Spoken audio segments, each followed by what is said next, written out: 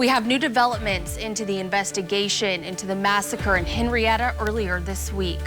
Thanks for joining us. The Oklahoma State Bureau of Investigation has taken over the investigation and is right now at the property where the 6 people were killed. They say the murderer is a convicted rapist who killed himself after the murders. 2 News Oklahoman's Samson Tamijani joins us live from the scene. Samson, what are the agents telling you?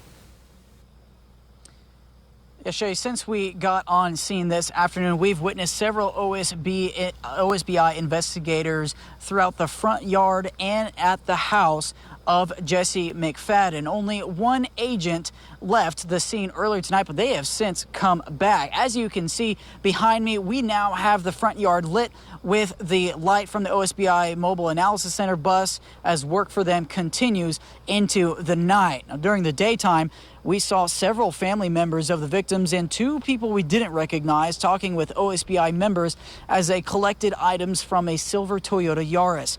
OSBI was also seen taking photos of other vehicles in the yard, like this U-Haul and the trailers over to our left.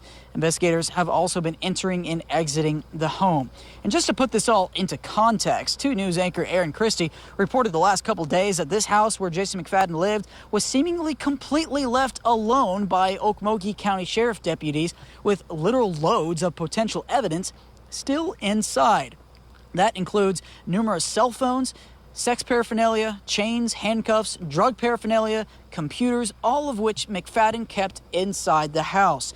Family members say they were told by the property owner here to get whatever they thought was important out of the house by Sunday, or it would be tossed into a dumpster. The Okmulgee County DA office didn't explain any of this and only said Friday that they were, quote, investigating. Now, less than 24 hours after we aired that story, as Shay mentioned, OSBI confirms that it has taken over this investigation, that the investigation is currently ongoing as of today. I spoke to an OSBI spokesperson earlier today and asked him several questions, including if the crime scene had now been contaminated since so many people have been through the house and since so much of the evidence has been potentially taken out and before many of it could be collected inside. I also asked if those items removed by family members would have to be returned and if the investigation itself they consider is mishandled. But the spokesperson said that the agency cannot answer any of those questions at this time. Also this evening, I spoke with several neighbors and family members who were just passing by looking on just as we were. They told us that they are furious. They told us that they want answers from local and state authorities as to what might have been missed before and after these shootings even occurred.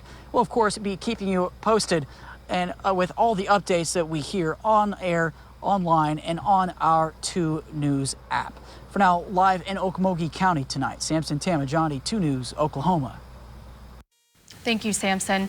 Before OSBI showed up today in Okmulgee County, the community there gathered to celebrate the life of one of the victims, 14-year-old Ivy Webster. At least 300 people packed the back lot of the property owned by the Webster family for a memorial service, the first of this week's massacre victims to be laid to rest. A relative of the Websters described to us the lasting token of love from today's service.